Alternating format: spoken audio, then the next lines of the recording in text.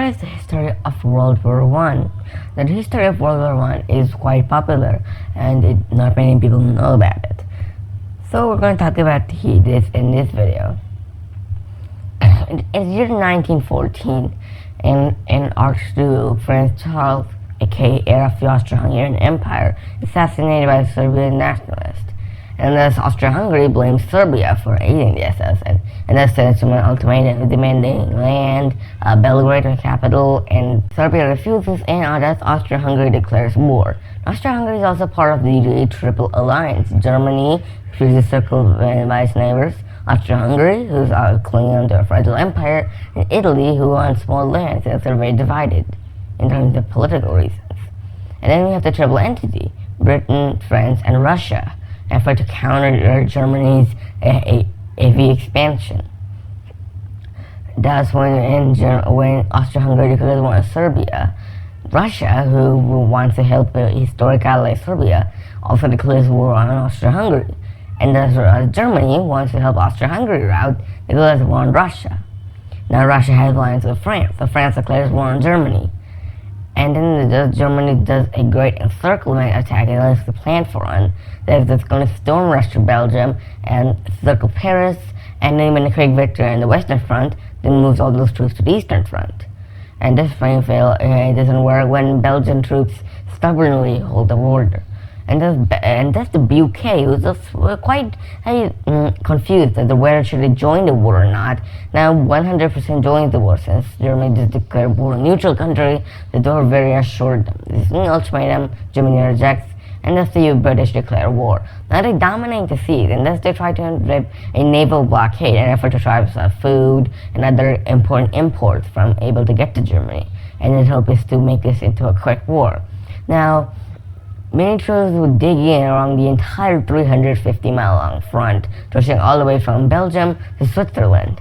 And this French warfare begins. And it's quite there, and we have around 1 mile in between. This is no man's zone, and people just go back and forth the entire time this way. It's quite hard to make a gain to the other side's territory, and effectively stalemate at this point, because there's not that much movement going on.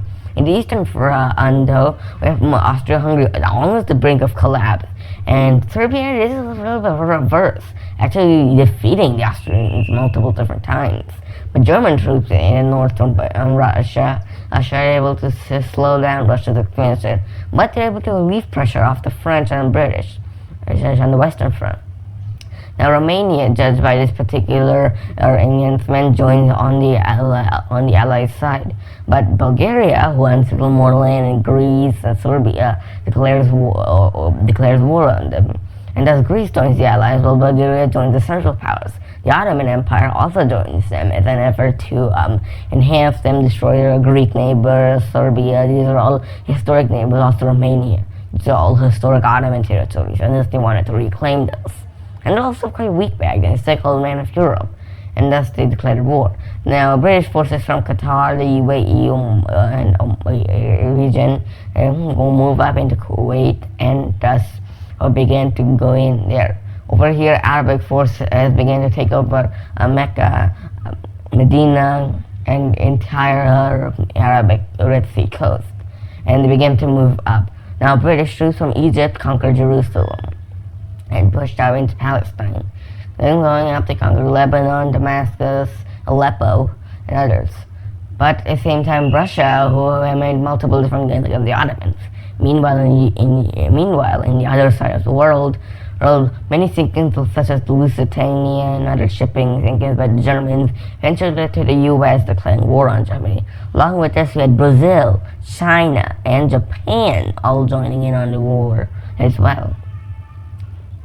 As there's a lot of new manpower. We also have new Liberia and a few other small nations, but they were contributing slightly in helping. Now we also had German Cameroon, which was eventually reconquered by the British and French. We have German Tanganyika, which tied down a lot of Allied troops, which could have been used in the Northern War. But anyways, eventually German troops German amounts of industry began to waver and just slow down it. but it's kind of almost same. But at the great battles of Champagne, Verdun, and some other battles, they managed to reconquer pieces of Belgium, but then Germany pushes in into more of Alsace-Lorraine, and then they push back into Belgium. So it's kind of going back and forth at this point. Neutral Portugal joins in after Germany declared war on Portuguese Mozambique and Angola, and thus Portugal joined the war on the side of their historic ally Britain. This brings even more power. Spain remains reluctantly neutral. Now, Italy, really wanting more land, is offered to join its allied causes if they attack them, and they'll get land in exchange. Italy thinks this is a fair deal, and thus they declare war on Austria-Hungary. They make pretty bad games though, and begin losing land instead, and eventually getting holed up by some natural defenses and rivers. But after Austria-Hungary, the power begins to waver. They push up into Venetia and conquer areas of Slovenia, Croatia, and small forces here and there. The Serbian forces just cross up over here, and Serbia eventually surrenders because they're just too weak at this point. Montenegro is the same. Italy is just about winning, but because of this, eventually Serbia re-attacks. Now Romania is also at this point once neutral and almost at the verge of collapse, reconquered area. And these quite good gains into Transnistria. Meanwhile, Serbian and Montenegro forces link up with the Italians and begin moving up north. Now the British clash with the Turks at the Constantinople and nearby areas closer to Strait of Bosphorus. And meanwhile, the Russian forces continue bombarding areas into modern-day Armenia, which was still part of Turkey. But at this point, Turkey is so weak that they eventually just agreed to an ultimatum and surrendered. Austria-Hungary fight just a little bit longer, but at this point they're so fragile and just had absolutely nothing, and their army is absolutely shattered. They also did neutral. Germany meanwhile continues fighting on, but eventually they begin losing land to the others. In the east, we have Russian troops crossing into modern-day East Prussia and other territories. And thus eventually Germany declares neutrality. Now Romania is accepted. Now we now are going to discuss the main treaties after World War I. Starting with Germany. Germany itself there wasn't broken up like the other two but it did lose land. Alsace and Lorraine went to France. Peace came to Belgium. A little bit went to the Netherlands. Northern Germany went to Denmark. And about 13% of the land in the east went to the brand new Poland. A tiny sliver was given to the brand new country of Czechoslovakia. Now the old Austria-Hungarian Empire, meanwhile, was divided up into multiple different states: Austria, Hungary, Czechoslovakia, and Yugoslavia, and other territories gained. Serbia became part of Yugoslavia, and Montenegro eventually did join in as well. Now Czechoslovakia got tiny bits of land from there as well.